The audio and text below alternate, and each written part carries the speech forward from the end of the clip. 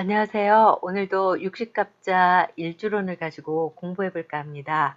오늘은 무어 일주를 준비했는데요. 일주론은 일주의 특성만을 정리한 것이라서 사주 형국에 따라서 달라질 수 있습니다. 제가 이렇게 달라질 수 있다는 것을 매번 언급했음에도 불구하고 틀리다고 댓글 달아주시는 분들이 계시는데요. 꼭 참고하시기 바랍니다. 그리고 또 한 가지 사주를 글자에 얽매이지 말고 우리 주변에 있는 자연과 그 자연의 현상들을 잘 살펴보면서 사주와 연관해서 보는 눈이 트여야지만 비로소 사주가 눈에 들어오기 시작할 것입니다. 책을 보는 것도 중요하지만 산이나 들 그리고 바다나 강과 같은 곳을 둘러보는 것도 큰 틀의 사주 공부라고 생각하셔도 좋습니다. 그러면 무어일주를 한번 살펴보겠습니다. 무토일간의 6번째 무오일주는 일지 배우자 자리에 정인인 오화를 깔고 있는데 12운성으로는 제왕에 해당이 됩니다. 그리고 오화 지장간 속에는 인성인 병화, 정화가 들어있고 비겁인 기토가 들어있습니다. 인성인 병화, 정화는 12운성 걸록과 제왕에 해당이 되고 비겁인 기토는 화토동법으로 정화와 같은 걸록에 해당이 됩니다. 무토는 드넓은 황해의 모습과도 같고 우직한 산의 모습이며 오화는 길들일 수 없는 야생마의 모습이면서 자오묘유의 왕지 중의 하나라서 왕성하고 또 최고라는 생각을 갖고 있습니다. 오화는 말을 의미하는데 서서 자는 말은 정력을 상징하기도 합니다. 오화는 천복성으로 조상이 쌓아놓은 적선으로 천호신조의 공이 있는 후덕한 사람입니다.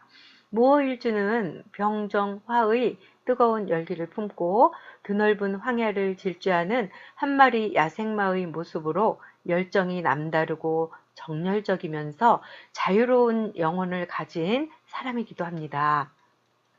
병호를 불덩어리로 본다면 무오는 뜨거운 열기를 품고 있다고 보시면 됩니다. 무토를 아궁이, 오화를 장작불로 보아서 아궁이에 불을 떼고 있는 형상 또는 숯가마의 모습이기도 한데 터지기 직전의 열기가 가득한 모습이라서 아주 기운이 넘치는 사람입니다. 60개의 일주 중 가장 양기가 넘치는 파워풀한 일주입니다. 그래서 무오일주는 사랑에 한번 빠지게 되면 정열적인 사랑을 하는 사람입니다. 황야를 질주하는 야생마와 같이 자유로운 영혼의 무오일주는 갇혀 있는 것을 싫어하기 때문에 직장 생활을 할 수가 없습니다. 만약에 직장 생활을 잘 한다면 업상 대체를 할 수 있는 직업이거나 자유롭게 움직이는 직종이나 부서에 근무하는 경우가 많습니다. 그리고 아궁이에 불을 떼고 있는 모습이라서 음식점으로 크게 성공한 사람들이 많기도 합니다. 우직한 산의 모습으로 보아서 믿음과 신용을 중요하게 생각하며 그리고 한 번 믿으면 끝까지 믿는데 양인이라서 한 번 틀어지게 된다면 아주 냉정한 모습을 보이기도 합니다. 일지 오화는 인오축 탕화에 해당이 되는데 일지 기준으로 인목의 경우 인사신 또 오화는 오축진 축토는 미오술이 일지 외에 타지에 또 있거나 운에서 오게 되면 작용을 하게 됩니다. 탕화살이 있으면 욱하는 기질과 급한 성향이 있고 무오일주의 경우 끓어오르는 감정 조절을 잘 다스리지 못해서 사건 사고가 날 수 있으니 감정 조절을 잘 해야 할 것입니다. 지장간을 한번 살펴보겠습니다. 일지 오화는 정인이면서 12운성으로 제왕지에 있고 오화 지장간 속에 인성인 병정화는 걸록과 제왕에 해당이 됩니다. 그러니 인성인 병정화는 왕궁 록왕좌입니다. 모치는 로광으로 앉아있고 양인이면서 일지 배우자 자리에 있습니다. 로광의 양인인 모치는 아주 대단한 사람으로 볼 수 있고 남명의 경우는 배우자보다도 어머니의 말을 더 잘 듣는 사람이라 마마 보이와도 같습니다. 그래서 내 배우자와 모친의 고부 갈등은 피할 수가 없게 됩니다. 만약에 처가 어머니와 싸우게 된다면 아내는 100번을 싸운다 하더라도 100번을 모두 질 것입니다. 그만큼 모친의 파워가 대단하다고 볼 수 있습니다. 모친의 이런 기세와는 반대로 부친의 동태는 힘이 없는 병약한 분 아니면 일찍 선망했거나 모친과 이혼 또는 헤어져서 부재하고 있다고 볼 수 있습니다. 그리고 인성을 공부로 보면 로광이라 머리가 좋아서 공부로 성공할 수도 있을 것으로 볼 수 있지만 무호일주는 너무 뜨거운 강한 열기를 품고 있어서 이 열기로 인해서 공부로 성공하기는 힘들다고 볼 수 있습니다. 지장간 속에 비겁인 기토를 보면 12운성으로 걸록에 해당이 됩니다. 그러니 왕궁, 록, 좌입니다. 형제 또한 사회적으로 기반을 잘 닦아놓은 사람으로 볼 수 있고 나와 형제 모두 출세지향적이고 자존심도 세고 또 다른 사람들보다 앞서가려는 심리를 갖고 있다고 볼 수 있습니다. 자존심이 강한 경우는 선민성 또한 강하다고도 볼 수 있습니다. 정인 속에 겁재가 있어서 경쟁 심리가 대단하고 승부욕이 아주 강한 사람이며 승부욕이 있어서 고집도 세고 지기 싫어하고 머리도 굉장히 좋은 사람입니다.